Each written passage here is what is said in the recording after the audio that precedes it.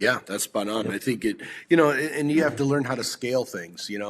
Obviously we don't know the context of this question. This person might Right. be in an industry where there isn't a passive income opportunity. I think there's a lot of industries where, it may not on the front look. Well, let's look at Amazon for an example. In the beginning, before Amazon Prime, it didn't look like a passive income deal because people had to go and Right. buy, right? So what Bezos did is he introduced Amazon Prime, which all of a sudden is a subscription based deal. And if you can look at the timeline of their financials and what happened with their Yeah. stock, when that happened, that was like a complete game changer. I mean, it was just like Right. all of a sudden everything skyrocketed because you had all this passive income to fall back on. So I think if you're in an industry where you don't have some sort of passive income, create clubs, create subscriptions, create buying, like I have a guy that I know that owns a liquor store and he has a wine club. It's not really the same because they are buying, but it's set up to auto ship, it's auto pay. It's things like that that you can start basing your business on. Yeah. Like this much is coming in each month, and then everything else is kind of building on top of that. And then I noticed Right. with him, his ideas have changed where when people walking in the store, his objective is to enroll them in his wine club. Where before it's like, oh, I just want to, make some recommendations, hopefully move 2 or 3 bottles of wine, which sure he wants to do that, but he's always pitching to enroll them in the subscription or the wine club. So Yeah. again, out of context. And then you got to scale things. If you are in an industry where, it's tough to build in something that's more passive, without looking deeper into this question on what industry type. I think most people have a hard time prioritizing. One of the things that we always talk about here with our sales partners is you got to kind of know where the money is, right? Because where the money is where you're gonna put your attentions. You see a lot of people that get caught up in busy work. They just want to look busy, but they're not. And I see business owners do it every day. It's like, dude, that's kind of busy work. That's not bottom line increasing work. So you really have Yeah. to look at yourself and your day-to-day activities and see how do I build in efficiencies, and where do I spend most of my time. Right. That's exactly. People do. They occupy their time. It's like the ultimate busyness. You check all the boxes and you actually get nothing done. Right. You know. Yeah. A couple other examples that came to mind when Chuck was talking about his buddy that has the liquor store and the wine club, UPS stores. Yeah. And UPS stores make recurring income off those mailboxes.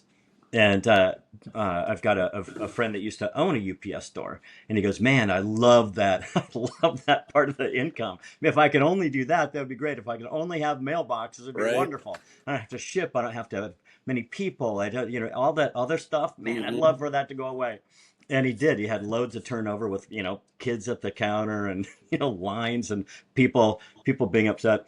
And he did a relatively good job. And I saw him one time. Our sons were on the same lacrosse team, and I saw him at the lacrosse game. And it was shortly after New Year's, and we're inside. It's in Minnesota. It's cold outside. We're in a dome. The kids are playing lacrosse, and whoever said, "Hey, how's it going?" And he turned and looked at me and went, "Oh goodness," he looked horrible. I go, "Hey, how's it going?" And he goes, "Oh man, I just spent the last 11 days working like 18 hours a day. When people don't want to show up, I have to be there, and all this shipping, all this stuff." And he goes, "Man, I got to get out of this thing. I do like that mailbox income, but the rest of it is Hmm. it's just not good enough." I've got another buddy that switched. He does some OSHA compliance. If you have a factory or people working, and there's things that they need to adhere to, they come in and make sure you're doing the right thing and train your people and all the stuff. And it was something like $30,000 a year for contract. And so with their salespeople, he had to have a bunch of salespeople, and they were running all over the place, and they had to sell a $30,000 contract. And it's like, man, it's hard, for them to make a $30,000 decision is a big decision. And then I'm not, I don't know, but I talked to him. We talk about stuff, and I talk about passive income and having time, and we've done some stuff together. We coach football together, and done some things, and he tested switching from this $30,000 one time to $2,500 a month. And so $2,500 a month for the exact same thing, and then the agreement just keeps going. And so every year they went from every year having to sell a $30,000 item to one time selling a $2,500 a month item, and and now he and his couple brother-in-law partners are talking about getting a private plane, and not a little Cessna, Right. a real, because they like to fly to Alaska to go fishing and do all these things. But his life changed dramatically, and uh, they also did a deal. I think it's with Granger. I think I can say that on public, that they did a deal with Granger, and to refer business to them. So they got rid of most of the sales force too, because they switched to a joint venture sort of situation and subscription based. So there are things, imagine the lawyer. There are things that you can do, right? To Chuck's point, you can turn a non passive income business that's not going to grow into a passive income business like that one, or not necessarily a UPS, but let's make sure if you have a UPS store, you've got mailboxes. uh, Car washes, you see them all over the place now. They do subscriptions, right? Yeah. And they've got a guy standing there by the thing where you put your card in, go, hey, if you want to buy look, dude, I don't do that one, but a lot of people do. They have two lanes, right, for the Hmm. non-members and the Hmm. members. The members zip through. Obviously, they've got a bunch of them, because I see them going through all the time, and I stop and pay the couple bucks, and I don't do it, but a lot of people do, taking an old business model and turning it into something new. Or like an attorney, you see all these online legal Hmm. programs too. Hmm. What if you're an attorney and you develop something like that? What if you're a stock trader and you develop a program? What if, so many things that you can do that people don't, but if they did and figured out and made it work, man, if you want to work 60 hours, you're going to be making, you know, 10 times. The most I've ever made compared to what I used to was like 30 times. 30 times in the passive income business that I did back when I was just getting paid. No, it's probably not true. It's probably more like 45 times, like when I had a real job. you Right. know, Probably 45, 50 times, maybe. You Probably mean when you were 45, not free 45. as opposed to being free? Yeah, Yeah. when I was when not working toward freedom, Yeah. had a real job, I made 45 times less than the most I've made making passive income, Yeah. and just switching. Yeah. So yeah, I mean, Yeah, try to create some sort of passive income structure yeah, in whatever deal you're doing.